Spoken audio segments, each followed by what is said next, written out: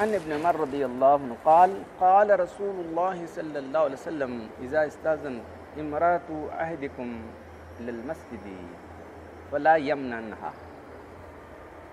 عبداللہ بن عمر رضی اللہ تعالیٰ عنہ سے روایت ہے کہ اللہ کے رسول صلی اللہ علیہ وسلم نے ارشاد فرمایا، جب تم میں سے کسی کی عورت مسجد کو جانے کی اجازت طلب کرے تو تم نے چاہیے کہ اس کو مت روکو۔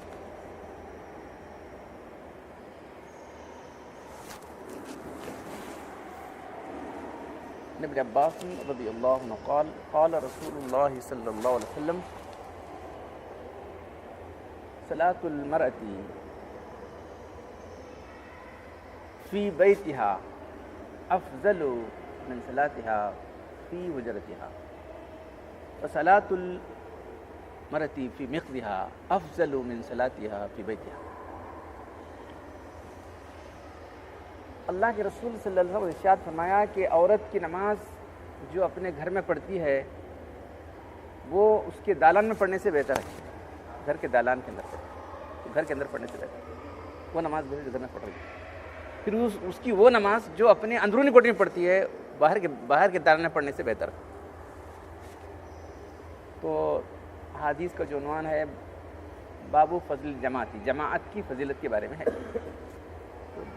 کئی حدیثیں آپ کے سامنے آئی ہیں جماعت کی فضیلت کیا ہے۔ تو پہلی حدیث میں بات ہمارے سامنے آ رہی ہے وہی عبداللہ بن عمر رضی اللہ تعالیٰ عنہ سے کہ جو ہے تم میں سے کوئی اور بیوی اگر مسجد کو جانے کی اجازت طلب کرے تم اس کو مت روکو۔ تو یہ جو منع کرنا ہے، نہ روکنا ہے، یہ تنزیہ ہے، تاکیدن نہیں ہے وہ، چلیے آنے دوست۔ پھر انہی سے صحیح مسلم میں روایت آتی ہے جب تمہاری عورتیں مسجد کو جانے کی اجازت طلب کریں تو تم ان کو نہ روکو، اور بیوتن خیر لہن، اور گھر میں نماز پڑھنا ان کے لیے مسجد میں نماز پڑھنے سے بہتر ہے۔ یہ انہی سے روایت کی۔ پھر اب جو دوسری حدیث میں نے پیش کی اس کے اندر جو بات ہمارے سامنے آ رہی ہے کہ عورت کا باہر کے دالان میں نماز پڑھنا اس سے بہتر ہے کہ گھر کے اندر نماز پڑھے، اور گھر کے اندر نماز پڑھنے سے بہتر ہے کہ اندرونی کوٹری میں نماز پڑھے۔ تو اللہ کی ارشاد فرمایا تم میں کوئی عورت اگر نماز کو آنا چاہتی ہے عشاء کی نماز تو خوشبو وغیرہ مت لگائے، جو خوشبو لا کر آتی ہے اس کی نماز قبول نہیں، یہاں تک کہ گھر جا کے غسل جنابت نہ کرے۔ یہ کتنی سخت تاکید ہے، غسل جنابت کی طرح غسل نہ کرے گا اس کی نماز قبول نہیں کی جائے گی۔ پھر اللہ نے فرمایا کہ جو ہے وہ عورت جو خوشبو لا کے نکلتی ہے مجلسوں میں وہ یہ قضا و قضا وہ عورت زانیہ ہے۔ تو عورتوں کا دائرہ کار گھر ہے، عورتوں کا دائرہ کار جو ہے گھر ہے۔ تو اللہ کے زمانے میں دین کے احکام لوگوں کو معلوم نہیں تھے نا، دین بالکل دین نیا تھا نا، اجنبی دین تھا نا، کیا تھا کیا معلوم نہیں تھا، بت پرستی تھی، یہ سب کچھ تھی۔ پھر نماز کیا ہے، اللہ کیا نماز پڑھتے ہیں، کیسا پڑھتے ہیں، یہ سب کچھ کسی کو مردوں کو معلوم نہیں تھا، عورتوں کو کیا معلوم ہوتا۔ تو اس وقت اجازت دی گئی تھی کہ عورتیں مسجد میں آئیں، تو وہ بھی صبح کی نماز میں، اور دن کی نمازوں میں اجازت نہیں تھی، صرف رات کی نمازوں میں آتی، صبح کی نماز میں اور عشاء کی نماز میں۔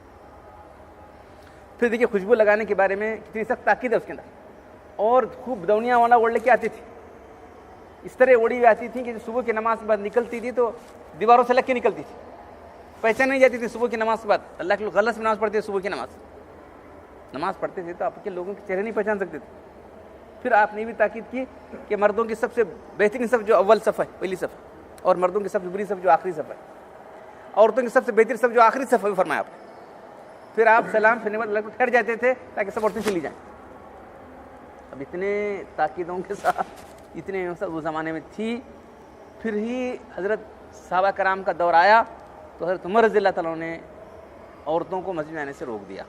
پھر تمام صحابہ نے اتفاق کر لیا، یہ کیا کیوں روک رہے ہیں، یہ مسئلہ اٹھا نہیں، یہ مسئلہ پھر اٹھا نہیں۔ حضرت عائشہ رضی اللہ تعالیٰ عنہا ام المومنین نہیں، اور پھر آپ امت کی بہت بڑی فقیہ ہیں، صرف ام المومنین نہیں بلکہ دین کی سب سے بڑی سمجھنے والی خاتون ہیں، آپ معلوم ہے۔ وہ کہتی ہیں اگر اللہ کے رسول ہوتے تو وہ روک دیتے تھے، یہ اللہ کی سب صحیح بخاری سے مسلم ہے، اگر اللہ کے رسول آج زمانے موجود ہوتے تو اب جو ہے اب ضرور لوگوں کو روک دیتے تھے، عورتوں کو روک دیتے نماز سے۔ تو یہ جو ہے خیر القرون، بہترین زمانہ جس میں میں ہوں اور میرے صحابہ ہیں، اس زمانے میں ہی عورتوں کو مسجد میں آنے سے روک دیا گیا تھا۔ اب اس سے بہتر دور آیا ہے کہ مسجدوں کو لایا جا رہا ہے۔ اس سے بہتر دور آ گیا، اس سے بہتر دور آ گیا، عورتوں کو لایا جا رہا ہے۔ اب مکہ اور مدینہ میں حرمین کی بات اور ہے بھائی، کہ جاتے ہیں لوگ، جاتے ہیں، پھر وہاں بھی ہمارے فقہا نے یہ بات لکھی کہ وہاں بھی اپنے کمروں میں پڑھنا بہتر۔ اب گئے رہتے ہیں، چلو نماز وغیرہ، ایک نماز وغیرہ پڑھ لے سکتے، کہ اگر نماز پڑھنے کے لیے طواف کرنے کے بعد گھر والے کی نماز پڑھنے کے لیے عورت اور بغیر محرم کے جانا بھی نہیں، اس کو کوئی عورت بغیر محرم کے نہ جائے، یہ تو ہے ہی اصول۔ تو بہرحال جو ہے جماعت کی نماز کی فضیلتیں سب جو ہے مردوں کے لیے ہیں، جمعہ، جماعت، جنازہ، جہاد، یہ سب مردوں کے لیے ہے، عورتوں کے لیے نہیں ہے۔ یہ صحابہ کرام کے دور سے بات جو ہے متفق علیہ بات ہو چکی ہے، تو اب اس کے خلاف ورزی کرنے والے لوگ پیدا ہوئے، تو صحابہ سے بڑھ کے دین کی سمجھ رکھنے والے لوگ، صحابہ کرام کی طرف سے بہترین دور آ گیا کیا؟ ذرا ٹھنڈے دل سے غور کرنے کی بات۔ لیکن ہمارا جیسا زمانہ گزرتا جائے گا، آج بہتر ہے لیکن کل اس سے بدتر آئے گا، کل سے بدتر، اور دوسرا کل اس سے بدتر ہوگا۔ ایک بزرگ تھے جو روٹی کھاتے تھے، تو بولے کہ باسی روٹی کھاتے تھے، یہ روٹی حسن کے زمانے سے قریب ہے، باسی روٹی نہیں کھاتے تھے۔ یہ دیکھیے کیا اللہ کے رسول سے، اور ان کو یہ تھا کہ یہ روٹی جو ہے باسی روٹی اللہ کے زمانے سے قریب ہے، اس لیے اس کو کھاتا ہوں۔ تو اس طرح سے دین کے اندر فتنہ اور فساد پیدا کرنے والے لوگ جو ہے پیدا ہو گئے ہیں۔ تو ہم کو صرف یہ دیکھنا ہے کہ اللہ کے رسول دین کیا ہے۔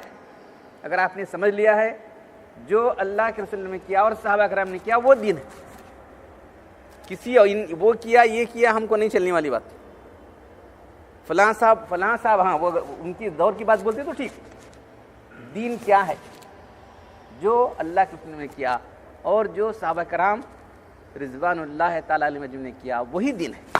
انہوں نے نہیں کیا تو دین ہو ہی نہیں سکتا۔ جو کام انہوں نے نہیں کیا ہے، جو عقیدہ انہوں نے بیان نہیں کیا، جو عمل انہوں نے نہیں کیا، وہ دین ہو ہی نہیں سکتا۔ اس بات کو اگر آپ نے سمجھ لیا ہے تو انشاءاللہ تعالیٰ صحیح راستے پر رہیں گے، ورنہ بھٹکتے رہیں گے۔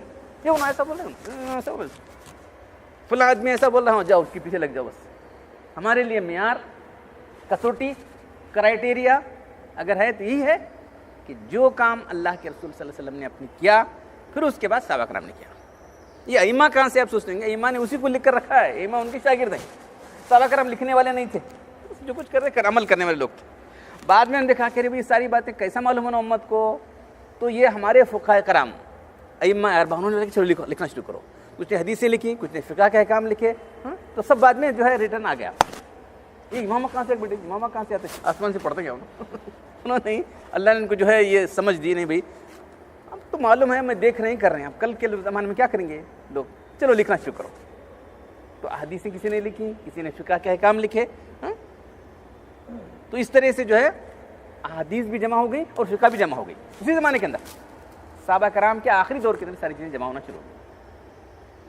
تو دین ہمیں دیکھنا ہے، پرکھنا ہے، یہ بات حق ہے یا باطل ہے، تو صرف یہ دیکھنا ہے کہ اللہ کے رسول اور صحابہ کرام نے کیا کیا۔ تو عورتوں کو لایا جا رہا ہے، عورتوں کو نکالنے کی ترغیب ہو رہی ہے، عورتوں کو وہاں جاؤ یہاں جاؤ، یہ سب جو ہے دین کے مزاج کے خلاف، شریعت کے خلاف ہے۔ اللہ تعالیٰ ہم کو صحیح سے عطا فرمائے اور عمل کرنے کی توفیق دے۔ الحمدللہ رب العالمین والصلاة والسلام علی رسول الکریم ربنا آتنا فی الدنیا حسنۃ وفی الآخرۃ حسنۃ وقنا عذاب النار ربنا ظلمنا انفسنا وان لم تغفر لنا وترحمنا لنكونن من الخاسرین ان اللہ وملائکتہ یصلون علی النبی یا ایھا الذین آمنوا صلوا علیہ وسلموا تسلیما۔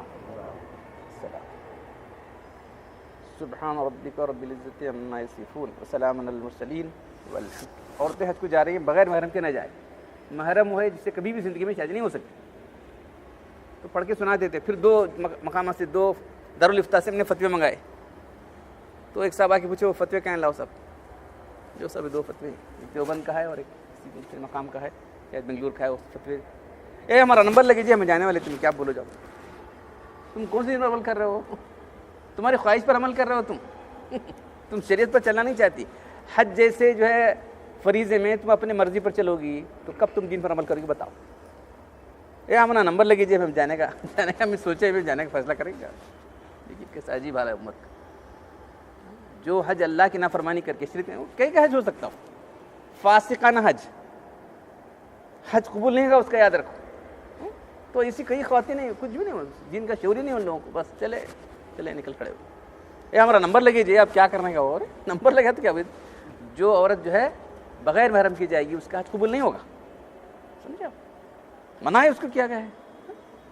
دیکھیے اور ہمارے فقہاء نے لکھا ہے کہ اگر وہ رک جاتی ہے دیکھتی رہتی کوئی اس کو محرم مل جائے, نہیں ملا بھائی اتنے پیسے رکھ دیے اس نے, کسی کو بول دی دیکھو بھائی میں تو حج نہیں کر سکی مجھے محرم آپ حج کرا دو, اس کو حج کا ثواب ملے گا. پھر یہ صاحب جو ہے خود کریں گے ان کو ثواب ملے گا, اس کو بھی ثواب ملے گا. انہوں نے کہا کہ نہیں صاحب میں تو نہیں کرتا, کسی اور دے دیں گے, کوئی جاتے رہتے ہیں ان کو دے دیں گے, 3 آدمی کو حج ملے گا. اپنے کسی رشتے دار سے وصیت کر کے چلی گئی پیسے دے کے اس کو حج ملے گا, حج کا ثواب ملے گا. جس کو وصیت کی اس کو ملے گا, کرانے والے کو حج ملے گا. 3 لوگوں کو حج کا ثواب ملے گا, اور تینوں کو اللہ تعالیٰ جو ہے گناہوں سے محفوظ رکھے گا. ورنہ ایک عورت گناہ گار ہو جائے گی اس کا حج بھی قبول نہیں ہوا اللہ کے.